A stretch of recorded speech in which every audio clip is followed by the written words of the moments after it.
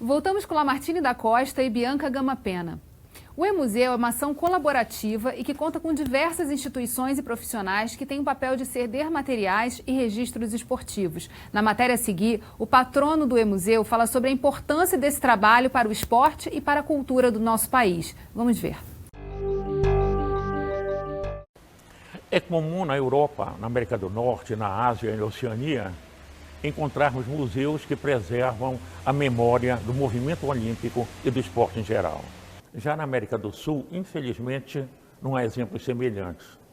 Isso ocorre principalmente no Brasil, que organizou em passado recente Jogos Olímpicos, Copa do Mundo de Futebol, campeonatos mundiais das Forças Armadas, Jogos Pan-Americanos e eventos de grande nível internacional. Assim, é motivo de júbilo para toda a comunidade desportiva do Brasil a criação do E-Museu Nacional dessa manifestação cultural. Esse marco pioneiro certamente irá se alastrar por todo o Brasil e frutos muito proveitosos irão advir dessa iniciativa.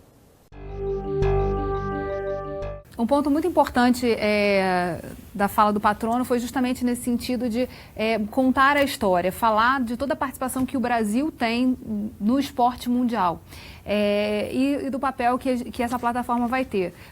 Como materializar isso? Assim, qual a importância de manter os estudos olímpicos vivos? Você falou que são muito fortes e são referência no mundo. O Brasil não se destaca em áreas de conhecimento ele é muito atrasado nisso aí. Embora a pesquisa seja avançada, nós somos o 11º país do mundo em publicações de artigos científicos, que é uma coisa importante. Mas em áreas mesmo, nós nos destacamos em poucas. Uma delas é os estudos olímpicos. E precisamos manter essa posição. Então, o Brasil fez Jogos Olímpicos, que é uma exceção no mundo, que transformou uma cidade, que pode continuar a ajudar a transformar uma sociedade. E agora nós também, do ponto de vista de conhecimento, podemos melhorar essa situação. Conhecimento é sempre importante para o desenvolvimento.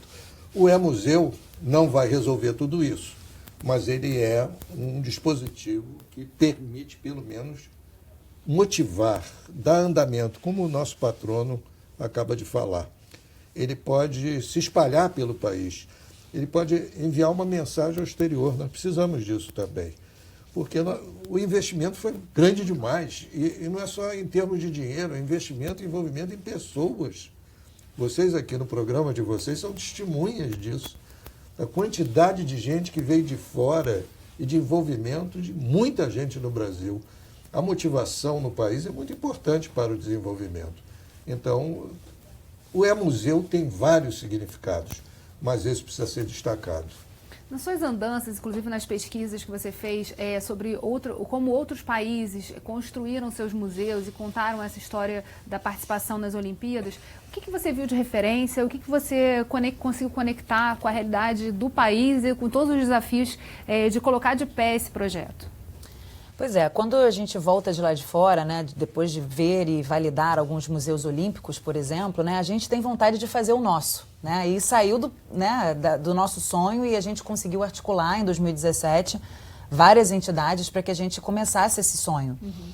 Mas isso não seria inovador, né? Fazer um museu físico hoje talvez não seja tão inovador assim como a gente já tem vários museus olímpicos, né? O que é inovador é uma coisa que a gente também percebe que não existe, né? Então, por exemplo, Museu Olímpico de Barcelona, Museu Olímpico de Colônia, aí você vai, por exemplo, para mesmo a Lausanne, quer dizer, como é que você precisa estar lá para vivenciar as peças e o acervo de lá?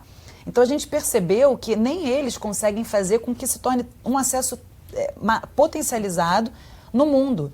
Então, como é que a gente pensou? Vamos fazer de uma forma diferente, né? Vamos até poder pensar de novo no museu físico, mas a partir de um grande acesso colaborativo que depois você pode fazer esse museu, inclusive, itinerante. Essa virada da colaboração é muito importante, né? Então, a gente fala da possibilidade de acessar acervos de atletas, de conectar com as próprias federações, para poder também capitanear a história daquela modalidade. E tem o papel dos fãs nesse processo. Qual é o desafio de capturar essa modalidade, né, de fãs do esporte?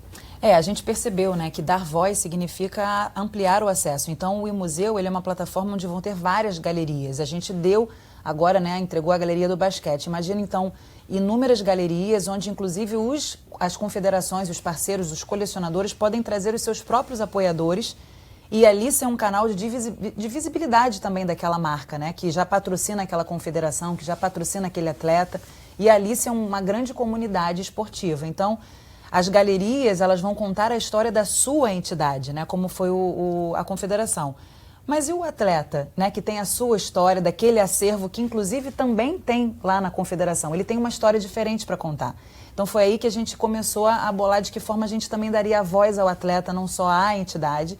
E aí a gente também falou assim, poxa, mas o fã, né? Então eu, por exemplo, participei de vários eventos, eu fui amadora de natação, tenho vários acervos que posso contar, então a gente vai dar acesso gratuito, né? De forma que os fãs vão poder colaborar com o acervo, subindo as suas fotos, que de repente você tem uma camisa assinada por um atleta e aí você quer compartilhar e contar aquela história. Ou seja, é um museu de todos. E como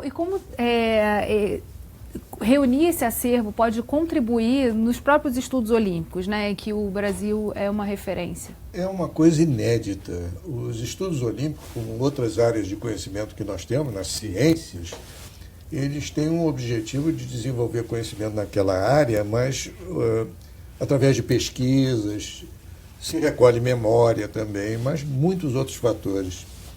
Agora, os estudos olímpicos, eles se distinguem por eles se basearem muito na memória do esporte nos seus países. É curioso que, depois que os países desenvolvem os estudos olímpicos, por exemplo, a Grécia fez isso, a Inglaterra fez isso em 2012, a China fez isso, eles têm museus. Aliás, todos têm museus. Nós tínhamos que ter, como nem o governo, nem a iniciativa privada dos clubes, das confederações, enfim, das autoridades de esporte, não desenvolveram uma solução, então foi possível, através da inovação e da tecnologia, sobretudo escolhida e desenvolvida pela Bianca Gama Pena, no sentido de substituir aquilo que devia ser algo bem maior e mais acessível. E tem um fator interessante, né, que é o de estar sediado numa universidade. A quantidade de cursos que podem se conectar e participar desse projeto também torna esse projeto diferente. Esse eu acho que é a cereja do bolo do projeto, né? O mais belo dos belos, porque hoje a gente tem vários alunos que ganharam bolsas de estudo para estarem no projeto e partes do iMuseu vão ser projetos finais dos próprios graduandos, né? Então hoje a gente tem design, a gente tem computação gráfica, a gente tem programação, a gente tem, por exemplo, o pessoal da Rede Sirius, que faz toda a parte de curadoria das fotos. Isso é o envolvimento dos alunos. E o mais lindo é que, com uma curadoria de uma empresa internacional. Então, é a aproximação da universidade com o mercado, né? Então, são os olheiros que já estão diante dos nossos alunos. E é muito incrível, porque a partir do iMuseu, vários alunos já começaram a abrir as suas empresas para fornecerem para o iMuseu. Ou seja, novas startups estão sendo criadas a partir dessa iniciativa, né? Então, a gente tem, por exemplo, um design gráfico, que é um aluno que criou uma impressora 3D e está tridimensionalizando troféus e medalhas, né, para que, de alguma forma, a gente consiga fazer uma ação promocional, né? E, com isso, ele já está fornecendo para outras empresas. Muito legal. A gente vai continuar conversando sobre esse assunto no próximo bloco. Não saia daí. Rio em Foco aqui, política e economia caminham juntas.